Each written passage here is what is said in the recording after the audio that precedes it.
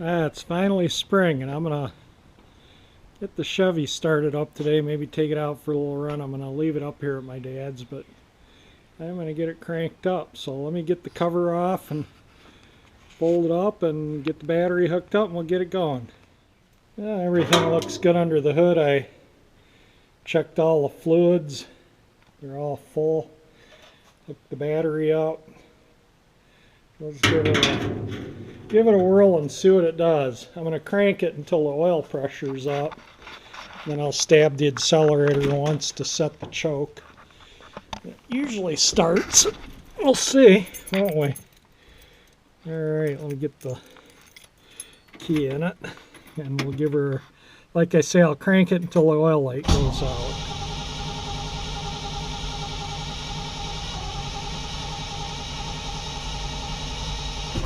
Alright, now I'll stab the accelerator once to the floor and we'll see what happens.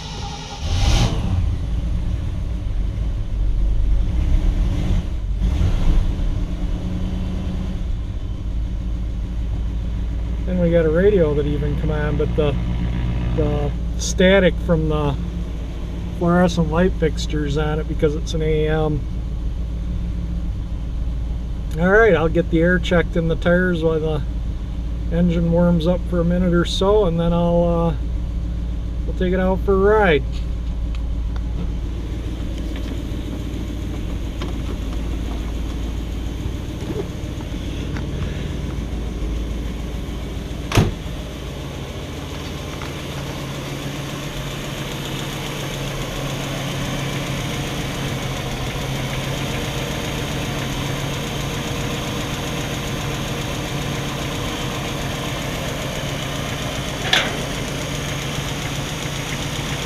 Alright, let me get the air checked in the tires. So I gotta run a few errands for my dad here, so I'm gonna do that right now. I haven't been doing any videos or car things lately because I've been helping my dad out. He's got more other serious health issues right now. I don't know if he wants everyone to know, but anyway, that's the way it is. And I'm gonna take the old car to do the running around, and may even take it for a little ride. Well, there we go. Now we're cruising along in a 60-year-old car. Pretty crazy, huh? Now, I've had the car 41 years.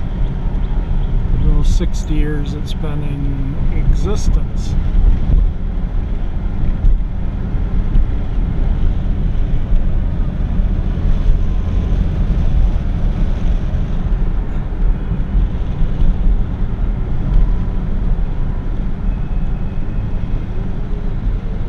It's a little more difficult to drive this car in video because it's a 3 on the tree.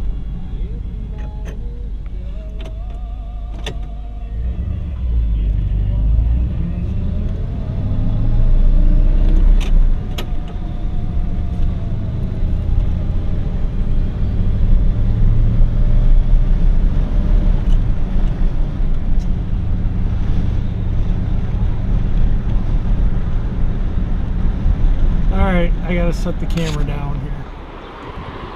Well, first stop.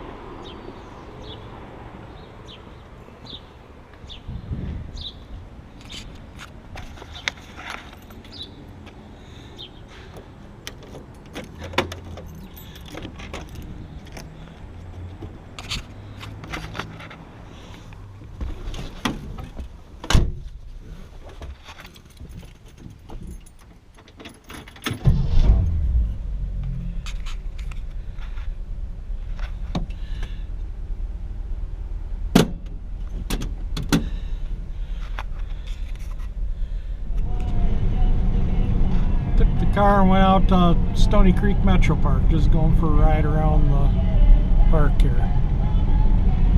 This is the road in and out of the Stony Creek Nature Center.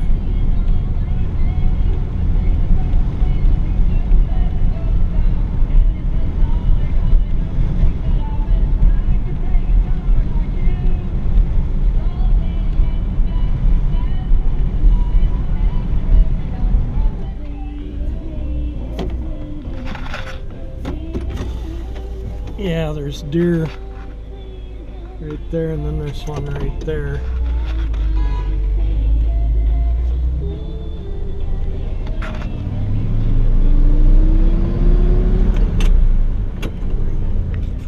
Yeah, the beach is pretty quiet at this.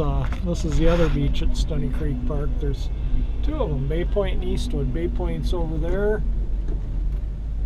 and this, we're in Eastwood. When I say over there, across the lake where I was pointing, kind of.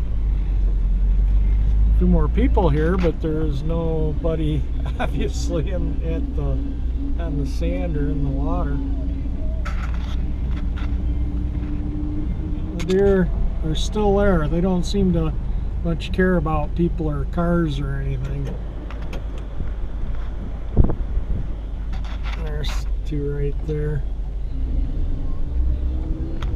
I think probably people hand feed them.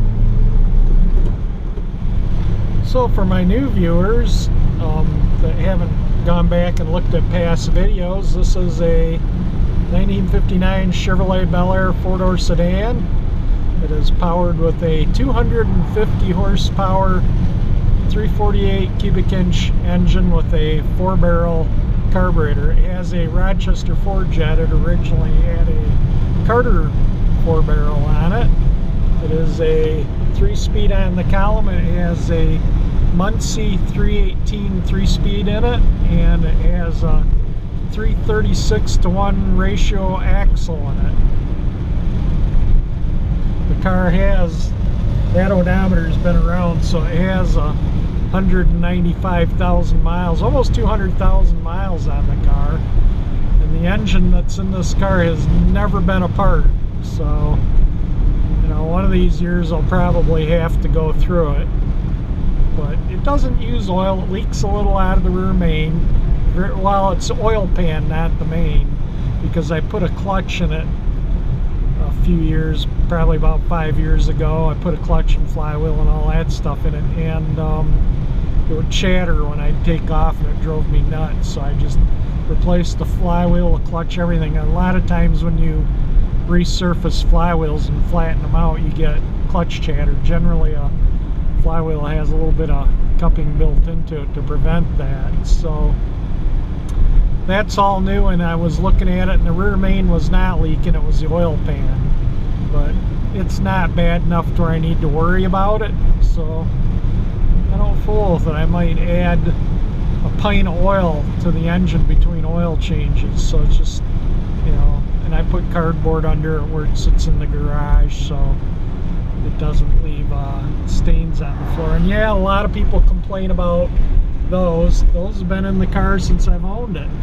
so they're not going anywhere. They're just gonna stay there. They don't bother me, but they're there, and some people don't like them. But oh well, they don't drive the car or use the car. It's not their car, so it doesn't matter. That's what I like. I like them, so that's the key there. But anyway, just a little bit about the car for my new subscribers. And yes, it has AM radio that is dealer installed. That's an RCA. The Delco would have been factory installed. And yes, it does work its tubes, so it does have to warm up. But yes, it does work. It is on. That's why when I turned the volume up, it started, you know, you could hear it right away, because I do have the radio's always on in this car. It's a good station out of Canada.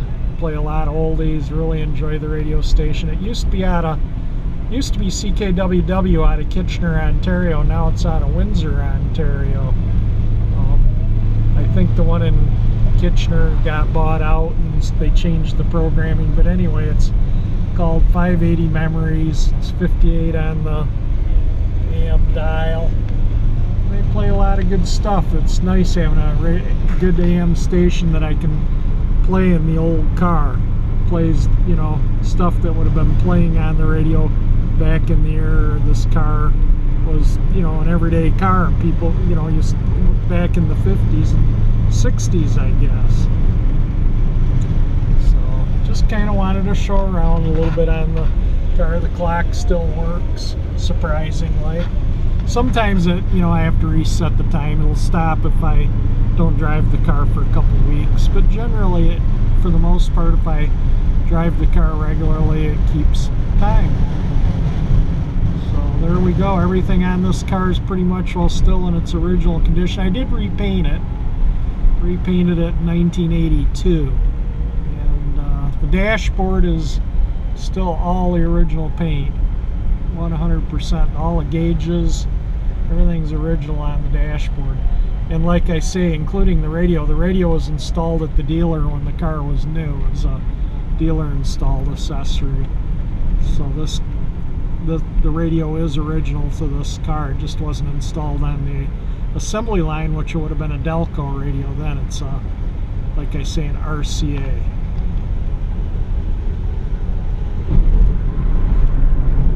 Going over the upper dam. Alright, so I'll do a little video around the car.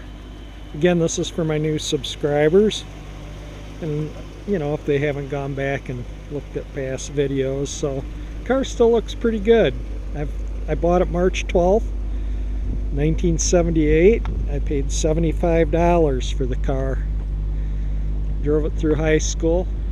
I worked at Romeo Community Schools at their school bus garage as a oil change, brake, just doing basic fixing lights, basic maintenance on school buses.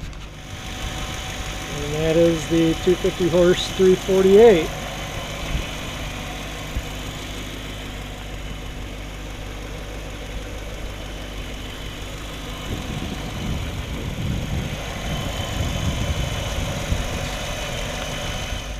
One thing with these old 3 on the trees in these old cars, low and reverse, well, low is not synchronized.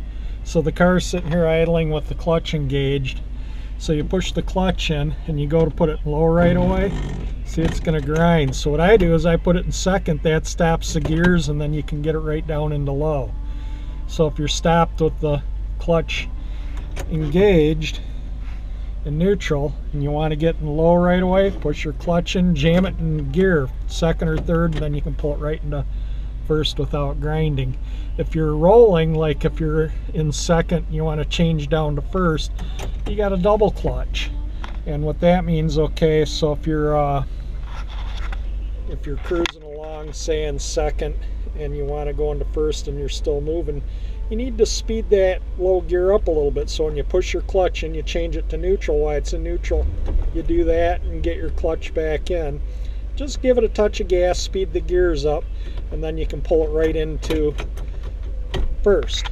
And if you're upshifting a non-synchro mesh, in other words, you want to go to low second like a 30s vehicle or something, you need to let the clutch out with the engine just remaining at idle to slow the gears down. And you do that in neutral and it slows the gears down, then your vehicle will shift. So that's second. Now if I want to go back to first and not grind the gears too bad, whoops, see, I gave it too much gas, but it speeds the gears up and then you can get it into your low gear. But I did accelerate the engine too much because I was going slow. If I was going a little faster, then I could have got it in, but I was just going too slow to get it down into low with accelerating the engine that much. But that's double clutching non-synchronized transmissions. This one is synchronized from first to second, second to third, and third back to second. It is not synchronized back to first. Most of the cars this era were not synchronized to first. So there we go. Little thing on these old cars' gearboxes. Well, there we go. That was a nice first ride of the season in the Bel Air. I hope you enjoyed it. If you liked the video, hit the like button. If you enjoy my channel, please subscribe, and thank you for watching. Yeah, and one last thing, I didn't think I'd really ride the motorcycle at all since I restored it, but I've put 91 miles on it since I restored it. I ride it over to friends' houses, and when I need to go drop some mail at the post office, or just running around where it's not, you know, sitting in a parking lot or somewhere where it's, you know, if I'm not with it, I don't ride it. So I do ride at a friend's house. I just park it in their backyard or wherever, so it's, you know, so nobody steals it. But yeah, been riding it, surprisingly. Runs really good. Had really no issues with it.